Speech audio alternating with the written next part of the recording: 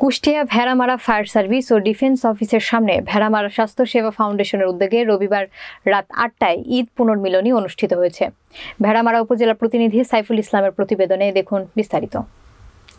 প্রতিষ্ঠানের প্রতিষ্ঠাতা ও সভাপতি বিশিষ্ট হৃদরোগ বিশেষজ্ঞ ডাক্তার সাজেদুর রহমান সাজুর সভাপতিত্বে অনুষ্ঠানে আমন্ত্রিত অতিথিদের উপস্থিত ছিলেন কুষ্টিয়া জেলা পরিষদের প্যানেল চেয়ারম্যান আবু হেনা মোস্তফা কামাল মুকুল, ভেড়ামারা উপজেলা আওয়ামী লীগের সাধারণ সম্পাদক আলহাজ শামীমুল ইসলাম ছানা, ধরমপুর ইউনিয়ন পরিষদের সাবেক chairman Shahabul Islam Lalu, Bheramara clinic and diagnostic honours অ্যাসোসিয়েশনের সভাপতি ডাক্তার আমিরুল ইসলাম মান্নান, এছাড়াও ভেড়ামারা স্বাস্থ্যসেবা ফাউন্ডেশনের সহসভাপতি ডাক্তার শহীদুল ইসলাম, কোষাধ্যক্ষ শেফাদুল ইসলাম চান্নু, বাংলাদেশ মফস্বল সাংবাদিক ফোরামের ভেড়ামারা শাখার সাধারণ সম্পাদক প্রভাষক সাইফুল ইসলাম, সাংগঠনিক সম্পাদক মাসুদ রানা লেবু ও এলাকার গণ্যমান্য ব্যক্তিবর্গ উপস্থিত ছিলেন।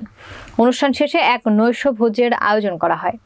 ভেড়ামারা স্বাস্থ্যসেবা ফাউন্ডেশনের সভাপতি ডাক্তার সাজেদুর রহমান সাজু বলেন, এই এলাকায় অসহায়, দরিদ্র ও গরিব মানুষের স্বাস্থ্যসেবা নিশ্চিত করার লক্ষ্যে ভেড়ামারা স্বাস্থ্যসেবা ফাউন্ডেশন প্রতিষ্ঠা করা হয়েছে এবং কাজ করে যাচ্ছে।